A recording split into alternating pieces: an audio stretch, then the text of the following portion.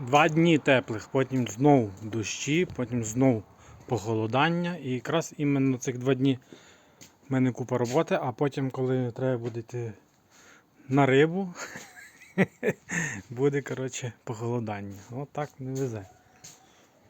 Оце би зараз таку погодку у неділю, і щоб пруд був чистий. Було б супер.